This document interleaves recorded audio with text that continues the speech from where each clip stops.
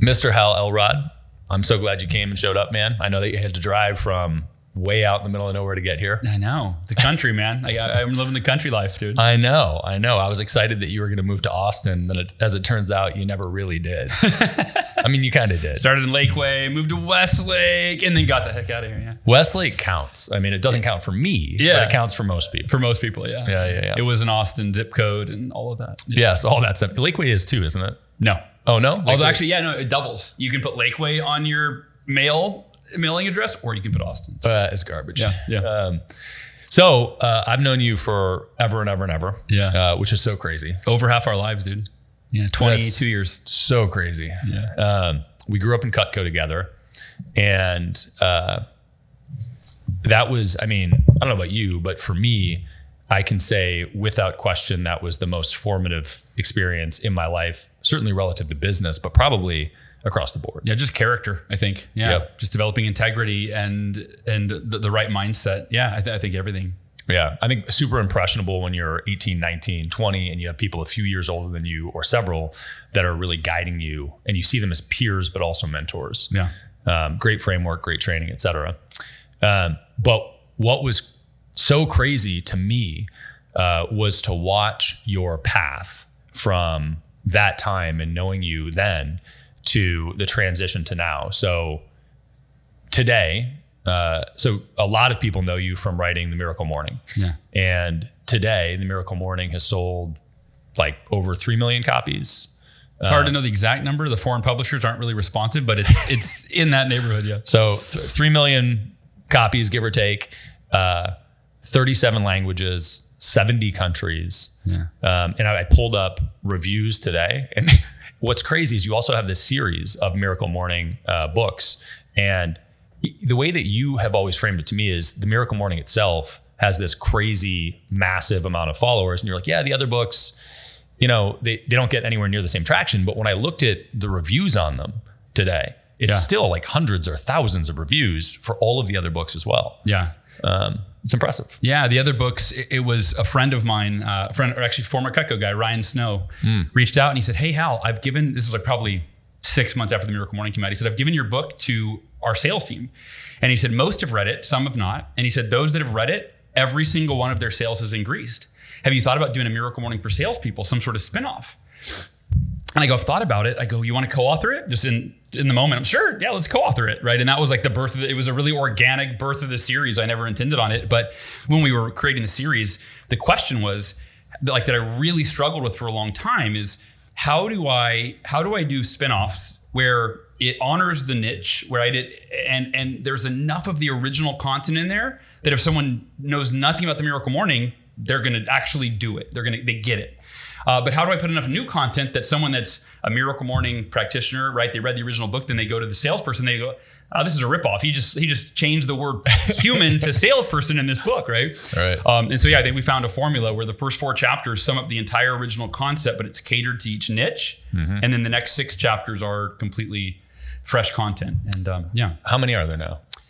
I think we have a total of 14 books in the series. That's crazy. Yeah.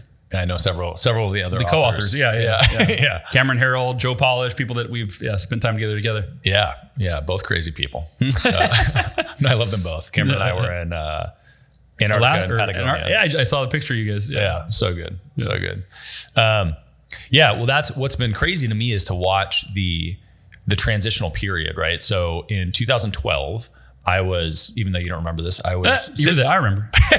Vaguely. Sitting in your house in Temecula, entering the original book orders for The Miracle Morning when it launched. Yeah. And you fast forward probably 3 years, but it was probably 3 years, maybe 4, where we were at a Genius Network event together and somebody came up to you and was like, oh my God, I love your book.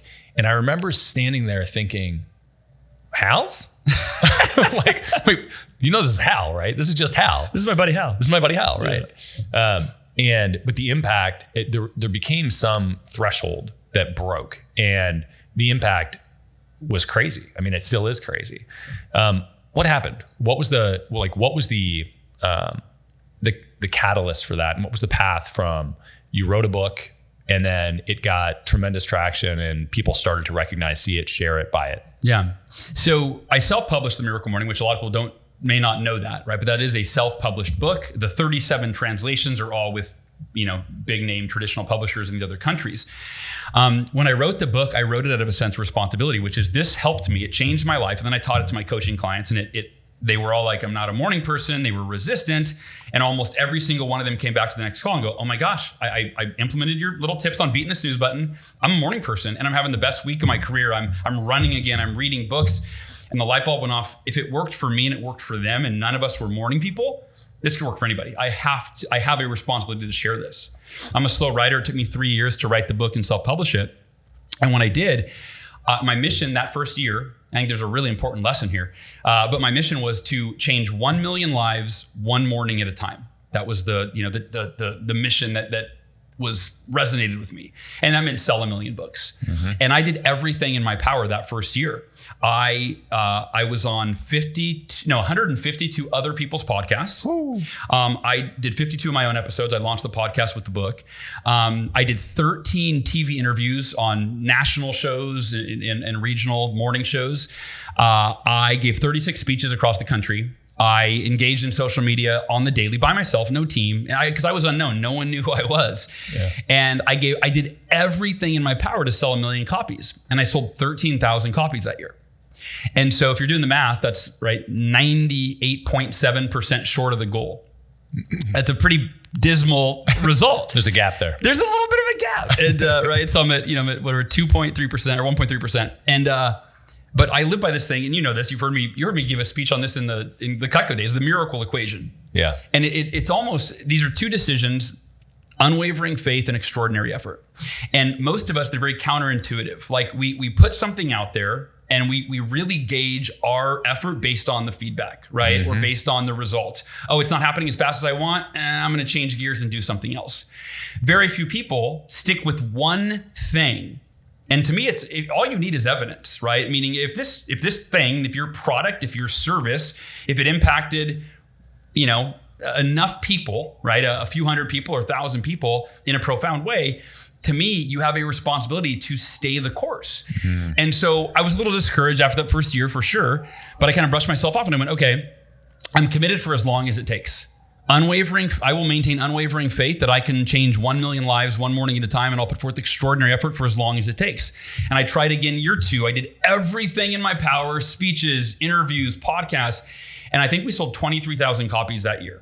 So way better, but I'm still, like at 97% of the goal. Yeah. And I, by the way, I've done the math on that. I believe that at that pace, it was going to be like 110 years to reach the goal, right?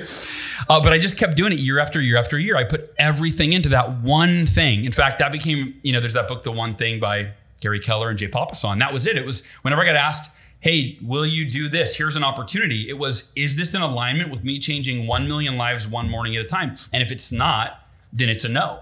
Mm-hmm. And it took 6 years to reach the goal. 6th year, we surpassed 1 million copies sold. And then, as you said, we've sold another 2 million in the last few years since then. But for me, one of the biggest lessons was this, and I think for all entrepreneurs, we have this sense of urgency that can often be unhealthy. It's like we want what we want and we want it now. Mm-hmm. And what happens is we end up creating all sorts of negative emotional turmoil over, it's not happening fast enough. I'm not good enough. Right? And we don't feel good about what we're doing because it's not happening as fast as we want. And what I realize is that when you finally get to the point in your life or in your business that you've been working so hard for so long, when you finally get there, you almost never wish it would happen any sooner. Instead, you look back and you go, oh, it had to happen the way that it did. I was supposed to endure those challenges and those setbacks and those struggles. They were all part of me becoming the person that I needed to be and developing the abilities and the skills and the habits to get to the point that I just arrived at now. And the timing's always perfect. And so with that, to this day, I look at it and I go, okay, I've got to wake up every day and be at peace with where I am. Like, this is my life today. Your life's happening today. Yeah. Right? It's not joy, success. It's not found in some other future moment, right? No. It's always going to be this moment, and you've got to wake up, be at peace, but maintain that healthy sense of urgency to keep moving where you're going. Yeah, I love that. I think that that can be true and also perceived a different way. So for me, I don't have a sense that, it all happened for a reason and it all had to happen the way it happened to get me here. But I do think that I wouldn't have wanted to omit any of the experiences.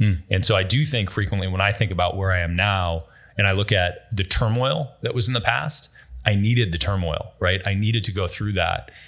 Somebody said to me a couple of days ago that people frequently look at the goal that they want in the future, and they sign up for the future vision, but they don't sign up for all of the pain that is a part of the journey. And I think that when you recognize that in the moment, if you can recognize, hey, this thing that I'm going through right now is part of the outcome that I'm after, it makes it easier to digest and sometimes exciting, right? Sometimes when I'm confronted, like I do all these silly endurance activities, right? Yeah. It's very clear that I'm deliberately putting myself in pain for the sake of the outcome. Yeah. And it's the same thing, right? It's just when you can shift your mind in the moment to I'm doing this on purpose, I think it makes it easier.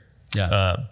I think one of the things that people fail to see as they get more successful is the more critical analysis of those things also, right? Hey, I started this journey, I'm in the middle of this thing. And we talked about this earlier, but they get bored with it. Yeah. And they want to pivot because they're like, this is no longer exciting, but that might be the thing that you need to double down on and keep moving forward with. Yeah. Well, you think about it, like if I look at my royalties, I was working my ass off, doing everything in my power to sell these, and I was making a few $100 a week. Right. So it would have been real easy to shift gears, but man, would I have missed out, And I recently was reading Atomic Habits by James Clear, and he talks about that. He calls it what is it?